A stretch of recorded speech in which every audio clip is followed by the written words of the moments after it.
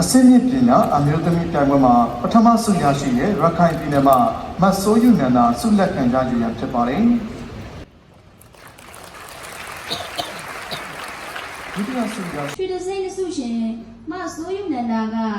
ကျေးဇူးတင်စကားပြောကြားပေးပါရန်ပန်ကြားအပ်ပါရရှင်မင်္ဂလာပါရှင်ကျမကတော့ရခိုင်ပြည်နယ်ကိုစားပြုအစင်းမြင့်ပညာအဆင့်အဆိုဘာသာရပ်များဖြစ်တဲ့မဟာဗီဒနဲ့ခေဟောင်းကာလဘောတို့မှာပါဝင်ရှင်ပြိုင်ခဲ့တဲ့တန်တဲခရိုင်မှာရွှေတစိမ့်နှစ်ဆုရှင်မဆိုးယူနန္ဒာဖြစ်ပါတယ်မြန်မာနိုင်ငံ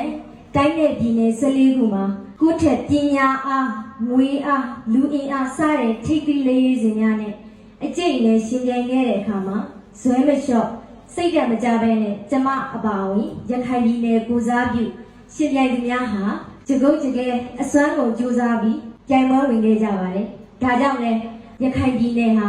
ပထမဆု4ဆုဒုတိယဆု9ဆုတတိယဆု3ဆုနဲ့နှစ်သိမ့်ဆု1ဆုတို့ရရှိခဲ့ပြီးအစိတ်8နေရာနဲ့ရပ်တည်နိုင်ခဲ့ကြပါရှင်။ရခိုင်ပြည်နယ်အနေနဲ့တင့်တဲ့အောင်မြင်မှုကိုတက်လှမ်းနိုင်ခဲ့တယ်လို့လည်းဆိုရမှာဖြစ်ပါတယ်။ကျမတို့အားလုံးကိုဂုဏ်ပြုရှင်းမြင့်ပေးတဲ့အတွက်များစွာကျေးဇူးတင်ရှိပါကြောင်းအဖွဲ့ဝင်များကိုစားပြောကြရင်ညီကုန်းရှုပ်အပ်ပါတယ်အားလုံးကျေးဇူးတင်ပါတယ်